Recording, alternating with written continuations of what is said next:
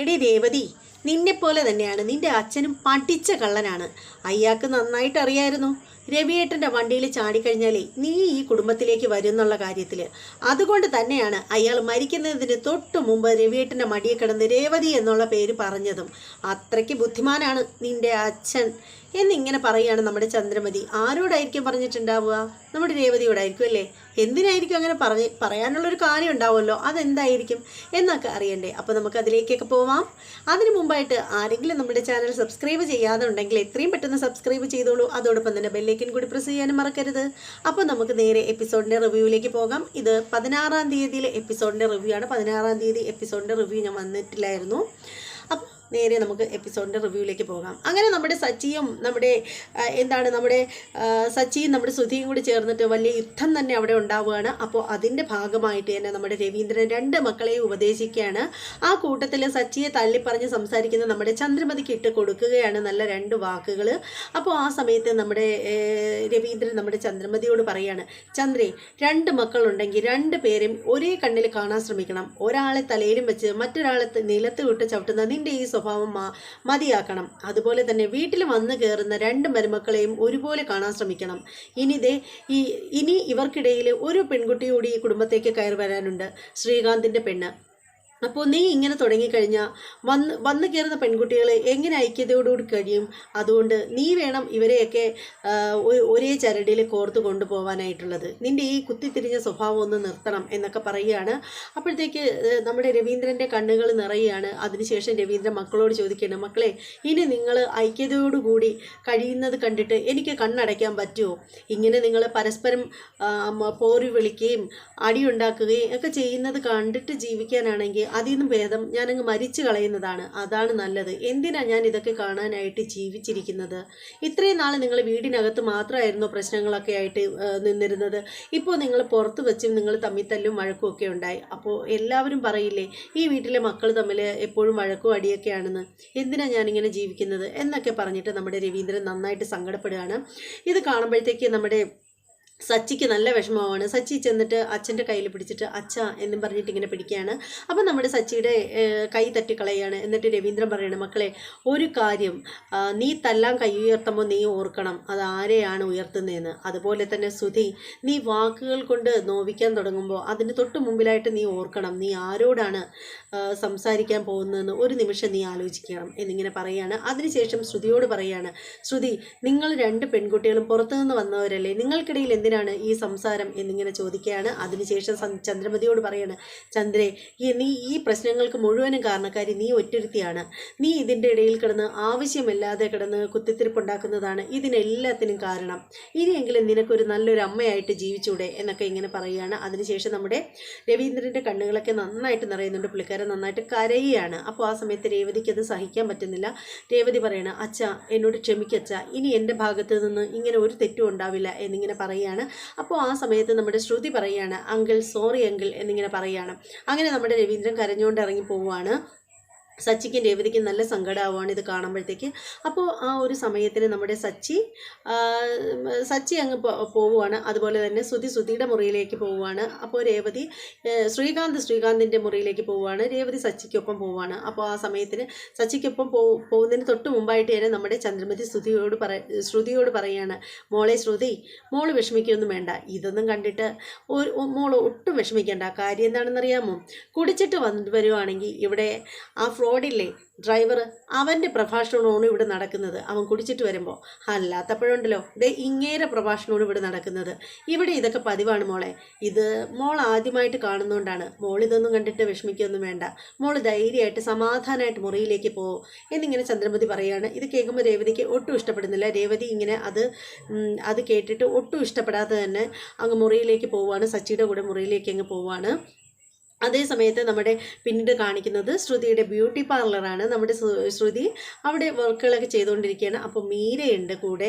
അപ്പോൾ ആ സമയത്താണ് നമ്മുടെ മാഡം കയറി വരുന്നത്. അതായത് അവർ നമ്മുടെ ശ്രുതിയുടെ സ്ഥിരം കസ്റ്റമറാണ്. ആ മാഡത്തിൻ്റെ കീഴിലായിരുന്നു ആദ്യം നമ്മുടെ ശ്രുതി ജോലിക്കായിട്ട് പോയത്.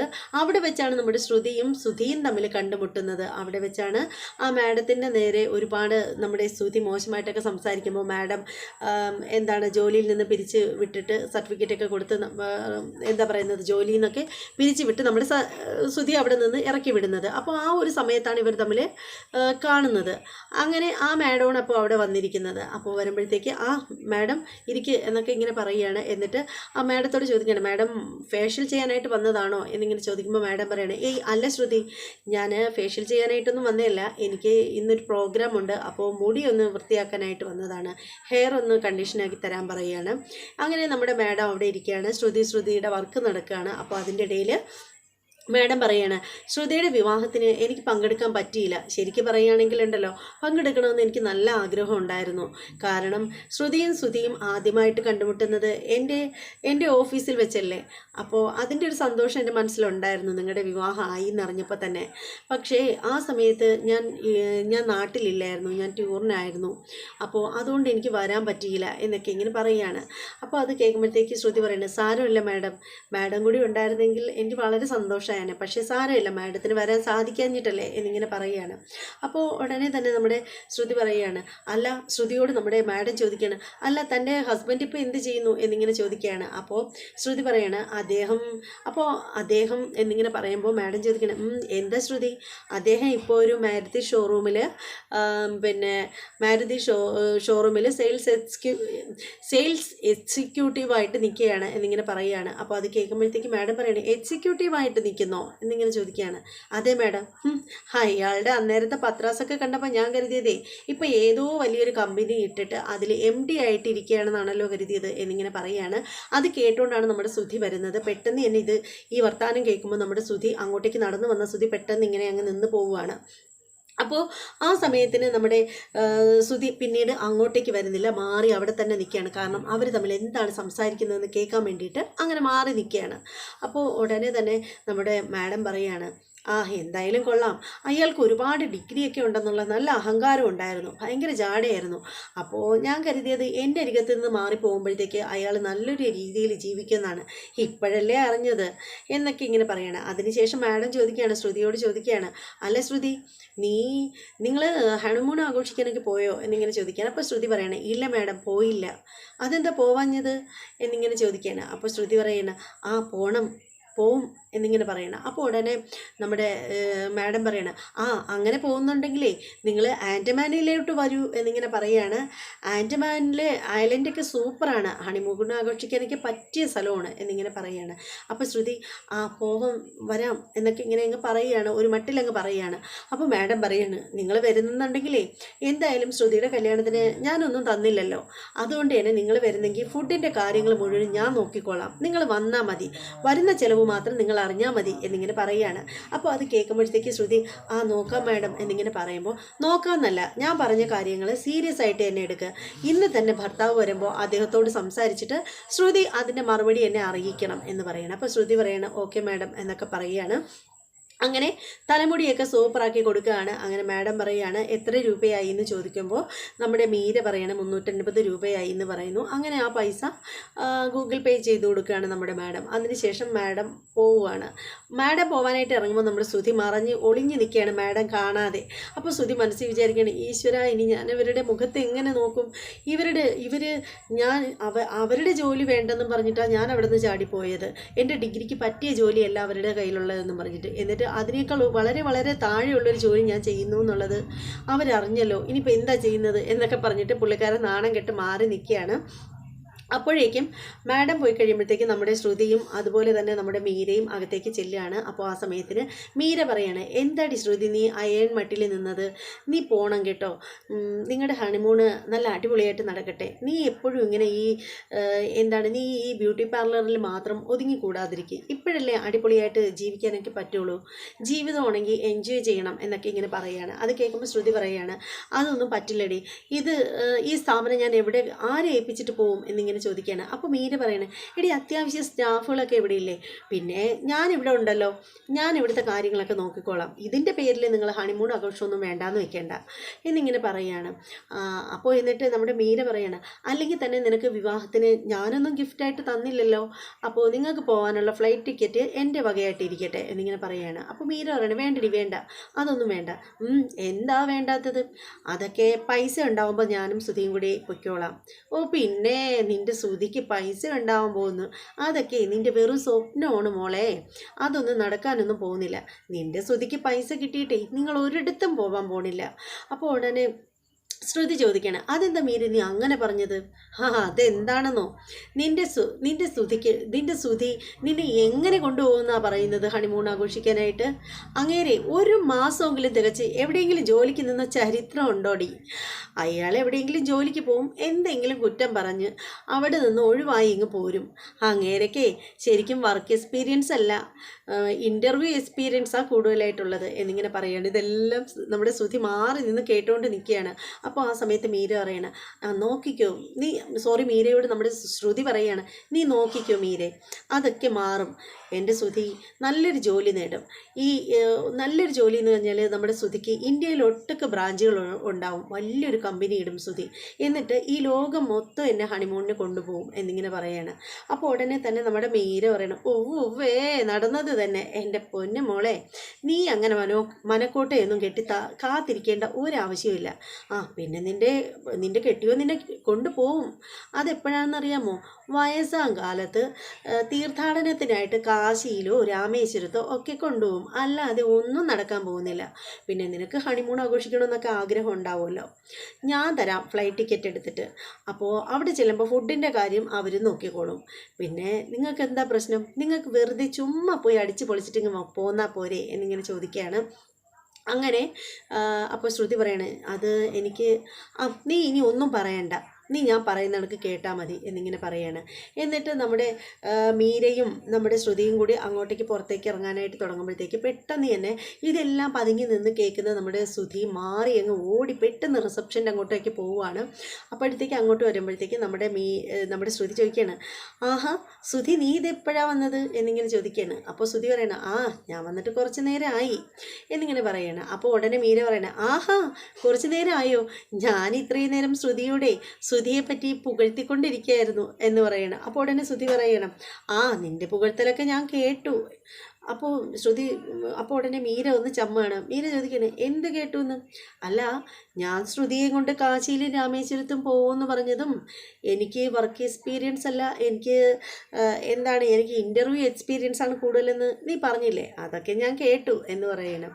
അത് കേൾക്കുമ്പോൾ ഉടനെ മീര ചമ്മി അങ്ങ് ഇരിക്കുകയാണ്. അപ്പോൾ മീര ഒന്നും മിണ്ടുന്നില്ല. അപ്പോൾ ഉടനെ തന്നെ ശ്രുതി വന്നിട്ട് നമ്മുടെ ശ്രുതിയോട് പറയണം, പറയാണ്, എൻ്റെ ശ്രുതി നീ എന്താ ഇപ്പം തീരുമാനിച്ചത്? നമുക്ക് ഹണിമൂൺ ആഘോഷിക്കാൻ പോവാം എന്നിങ്ങനെ പറയണേ, ആൻഡമാനിലേക്ക് പോവാം എന്നിങ്ങനെ പറയണേ. അപ്പോൾ ശ്രുതി പറയണേ, വേണ്ട ശ്രുതി, അതിൻ്റെ ഒന്നും ഒരാവശ്യമില്ല, നമ്മൾ മറ്റുള്ളവരുടെ ചിലവിലല്ലല്ലോ പോവേണ്ടത്. എന്തിനാ ശ്രുതി നീ ഇങ്ങനെയൊക്കെ വാശി പിടിക്കുന്നത്? ചിലവ് നമ്മളങ്ങോട്ട് ചോദിച്ചതൊന്നും അല്ലല്ലോ. അവിടുത്തെ ചിലവുകളും കാര്യങ്ങളും മുഴുവനും ഫുഡിൻ്റെ കാര്യമൊക്കെ അവർ നോക്കിക്കോളാമെന്ന് പറഞ്ഞിട്ടില്ലേ? പിന്നെ ഫ്ലൈറ്റ് ടിക്കറ്റ് ഇവള് തരാമെന്നും പറഞ്ഞിട്ടുണ്ട്. പിന്നെ നമ്മൾ എന്താ പേടിക്കേണ്ടത്? നമ്മൾ ചുമ്മാതങ്ങ് പോയാൽ പോരെ, നമുക്ക് പോവാം ശ്രുതി. അപ്പോൾ ശ്രുതി പറയാണ്, ഇല്ല ഞാൻ വരുന്നില്ല ശ്രുതി, അതൊക്കെ നമുക്ക് പിന്നീട് എപ്പോഴെങ്കിലും പോകാം. അത് പറ്റില്ല, നീ എനിക്ക് വാക്ക് തരണം, എനിക്ക് വേണ്ടിയിട്ട് നീ സമ്മതിക്കണം, നമുക്ക് ഒരുമിച്ച് അടിച്ച് പൊളിച്ച് പോവാന്നേ, കുറച്ച് ദിവസത്തെ കാര്യമില്ലേ.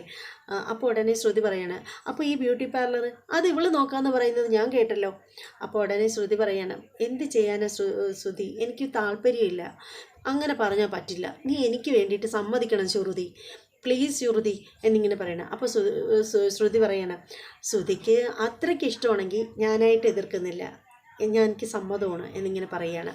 അപ്പോൾ ശ്രുതിക്ക് ഭയങ്കര സന്തോഷമാവുകയാണ്. അങ്ങനെ നമ്മുടെ ശ്രുതിയും മീരയും കൂടി അകത്തേക്ക് കയറി പോവുകയാണ്. അപ്പോൾ ആ സമയത്തിന് ശ്രുതി അങ്ങ് കയറിപ്പോയപ്പോൾ മീര തിരിച്ചിറങ്ങി വരികയാണ്. എന്നിട്ട് ശ്രുതിയോട് പറയണം, കൊള്ളാം, തൻ്റെ പറച്ചിലൊക്കെ കേട്ടാൽ തോന്നുമല്ലേ സ്വന്തം റിസ്കിൽ സ്വന്തമായിട്ട് പണം സമ്പാദിച്ചാണ് കൊണ്ടുപോകുന്നതെന്ന് സ്വന്തം ഭാര്യയെ.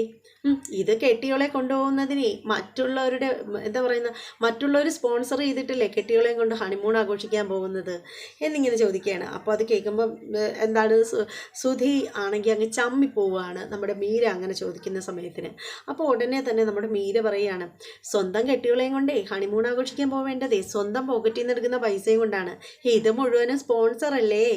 എന്നിട്ട് തൻ്റെ പറച്ചിലൊക്കെ കേട്ടാൽ തോന്നുമല്ലോ സ്വന്തം പോക്കറ്റിൽ നിന്ന് എടുക്കുന്ന പണത്തിലാണ് ഈ കൊണ്ടു കിടക്കുന്നതെന്ന് എന്നിങ്ങനെ പറയാണ്.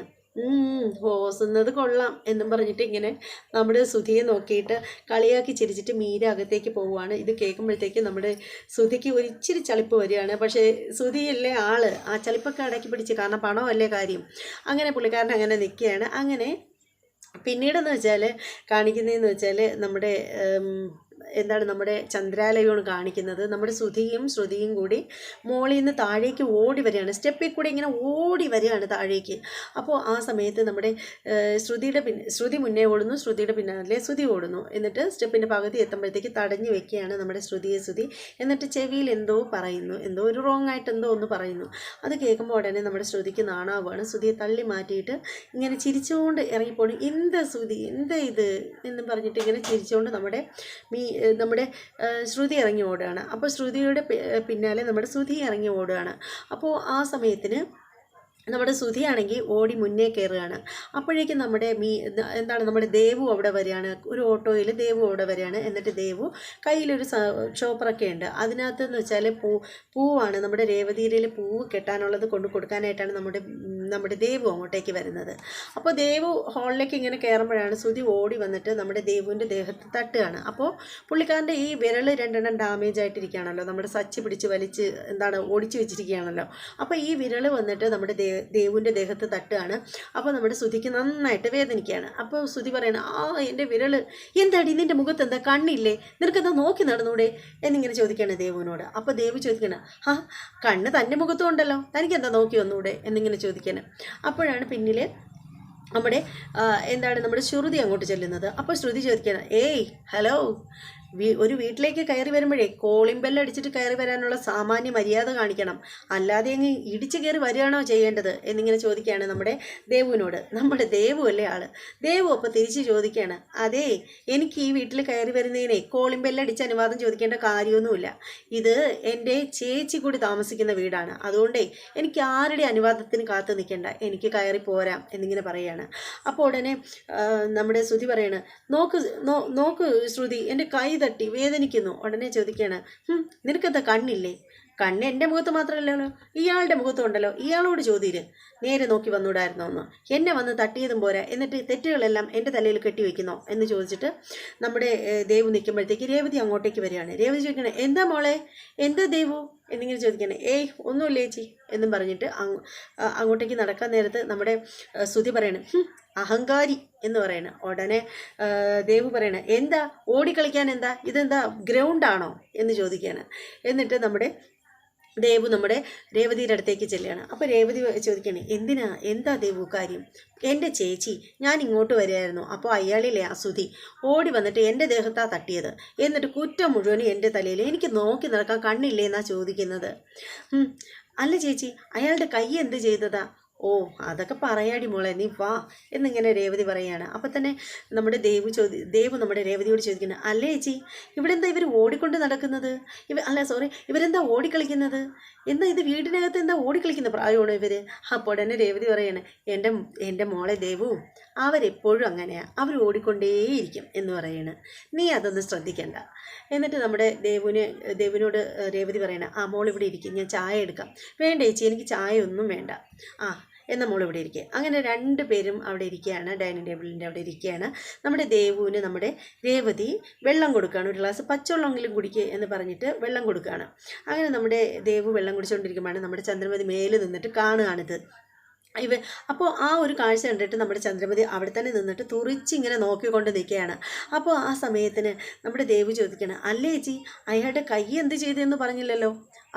അതേ, അതൊരു കഥയാണ് മോളെ, നീ കേട്ടോ എന്ന് പറയുകയാണ്. അപ്പോൾ ചോദിക്കുകയാണ്. അപ്പോൾ നമ്മുടെ രേവതി പറഞ്ഞു കൊടുക്കുകയാണ്, നടന്ന കാര്യങ്ങൾ മുഴുവനും പറയുകയാണ്. ഇവർ തമ്മിൽ നമ്മുടെ ശ്രീകാന്തിൻ്റെ റെസ്റ്റോറൻറ്റിൽ പോയതും അവിടെ വെച്ച് വഴക്കുണ്ടായതും നമ്മുടെ സച്ചി കൈപിടിച്ചൊടിച്ചതും തിരിച്ച് വീട്ടിൽ വന്നതും അവിടെ നടന്ന സംഭവങ്ങളൊക്കെ നമ്മുടെ ദേവുവിനോട് നമ്മുടെ രേവതി പറയുകയാണ്. ഇതെല്ലാം കേട്ട് നമ്മുടെ ചന്ദ്രമതി പ്രാന്ത് പിടിച്ചിങ്ങനെ നിൽക്കുകയാണ് അവിടെ. അപ്പോൾ അത് കേൾക്കുമ്പോഴത്തേക്ക് നമ്മുടെ ദേവു പറയണം, സച്ചിയേട്ടൻ അത് ചെയ്തത് ശരിയായില്ല ചേച്ചി എന്നിങ്ങനെ പറയുകയാണ്. അതെന്താ ദേവു അങ്ങനെ പറഞ്ഞത്? സച്ചിയേട്ടൻ്റെ ഭാഗത്താ തെറ്റ്. സച്ചേട്ടൻ എന്ത് തെറ്റ് ചെയ്തു എന്നാ നീ പറയുന്നത് എന്ന് ചോദിക്കണം. അപ്പോൾ ദേവു പറയണേ, എൻ്റെ ചേച്ചി അയാൾക്കുള്ളേ 2 വിരലല്ലായിരുന്നു 10 വിരലും ഓടിക്കണമായിരുന്നു, അഹങ്കാരി എന്നിങ്ങനെ പറയാണ്, ദേവു പറയാണ്. അപ്പോൾ ഇത് കേൾക്കുമ്പോൾ ചന്ദ്രമതിക്ക് ആകെ ഭ്രാന്ത് പിടിക്കുകയാണ്. ചന്ദ്രമതി ഇതൊക്കെ കേട്ടോണ്ട് നിൽക്കുകയാണല്ലോ. അപ്പോൾ നമ്മുടെ രേവതി പറയണേ, എൻ്റെ മോളെ അയാൾ കാണിച്ച അഹങ്കാരത്തിനെ ഞാൻ സച്ചിയേട്ടനെ ഒരിക്കലും തെറ്റു പറയില്ല എന്നിങ്ങനെ പറയാണ്. അപ്പോൾ അപ്പോൾ ഉടനെ ദേവു ചോദിക്കണം, അല്ല ചേച്ചി ഇപ്പോൾ പുതിയതായിട്ട് വന്ന പെണ്ണ് എങ്ങനെയാ ആള് എന്നിങ്ങനെ ചോദിക്കണം. അപ്പോൾ രേവതി പറയണേ, എന്നോടങ്ങനെ അധികം മിണ്ടാറൊന്നും വരാറില്ല, ഞാനും തിരിച്ച് മിണ്ടാനൊന്നും പോവാറില്ല എന്ന് പറയണ്. അവർക്കേ ഇത്തിരി നാക്ക് കൂടുതലാണ് ചേച്ചി, ഞാൻ മൈൻഡ് ചെയ്യാറില്ല എന്നിങ്ങനെ പറയുകയാണ്.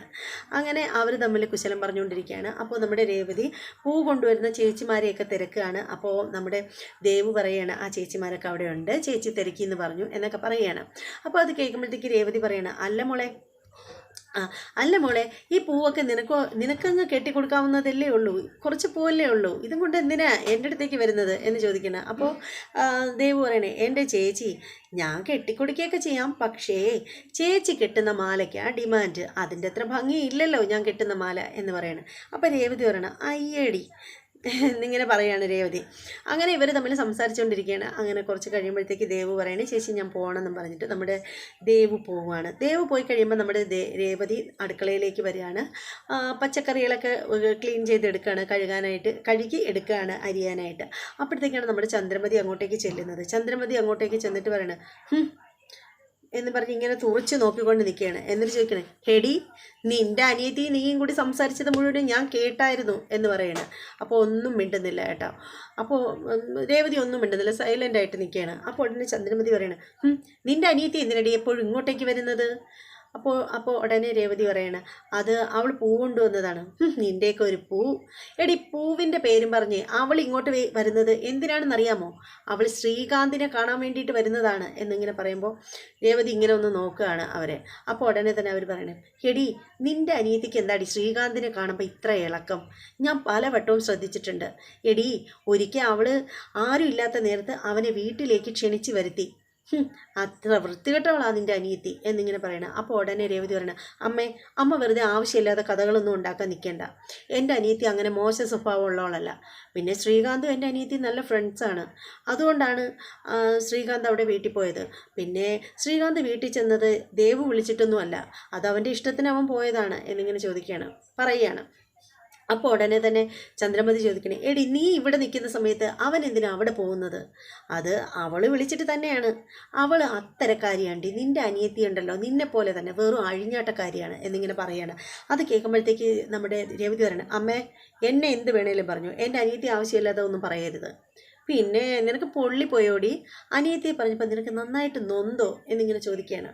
അതിന് ശേഷം നമ്മുടെ ചന്ദ്രമതി പറയാണ്, അനിയത്തി മാത്രമല്ല നിൻ്റെ അച്ഛനെയും നല്ല ആൾ തന്നെയാണ്.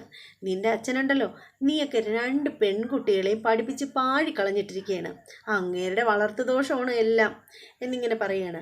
അപ്പോൾ ഉടനെ നമ്മുടെ രേവതിക്ക് പിടിക്കുന്നില്ല. അമ്മേ വേണ്ട, എൻ്റെ അച്ഛനൊന്നും പറയരുത് എന്നിങ്ങനെ പറയുകയാണ്. പറഞ്ഞാൽ എന്താടി നിനക്ക് നോവോ എന്നിങ്ങനെ ചോദിക്കുകയാണ്. എന്നിട്ട് ചന്ദ്രമതി പറയണേ, അങ്ങേരുണ്ടല്ലോ മരിച്ച് തലയ്ക്ക് മീതെ നിൽക്കുന്നു, ഒരു സൂത്രശാലിയായിരുന്നു.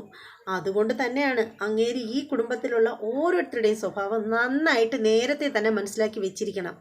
അതുകൊണ്ട് തന്നെയാണ് മനഃപൂർവ്വം അയാൾ രവിയേട്ടൻ്റെ വണ്ടിയുടെ മേൽ ചാടിയത്. അങ്ങനെ ചാടിക്കഴിയുമ്പോൾ അയാൾക്ക് നന്നായിട്ടറിയാം രവിയേട്ടൻ ഒരു പാവമാണെന്നും ഒരു മണ്ടനാണെന്നും. അതുകൊണ്ട് ചാടിക്കഴിഞ്ഞിട്ട് ചാവുന്നതിന് തൊട്ട് മുമ്പ് അങ്ങേര് രവിയേട്ടനോട് നിൻ്റെ പേര് പറഞ്ഞത് അതുകൊണ്ട് തന്നെയാണ്. അപ്പോഴങ്ങേർക്കറിയാം ഈ കുടുംബത്തിലുള്ള 3 ആൺപിള്ളേരിൽ ഏതെങ്കിലും ഒരാൾ നിന്നെ കൊണ്ട് ഇങ്ങോട്ടേക്ക് വരുമെന്ന്. അതിനുവേണ്ടി തന്നെയാടി നിൻ്റെ അച്ഛൻ ഇങ്ങനെ കാണിച്ചത്, ഇതുപോലൊരു വൃത്തികെട്ട മനുഷ്യൻ എന്നൊക്കെ പറഞ്ഞിട്ട് ചന്ദ്രമതി പറയുകയാണ്.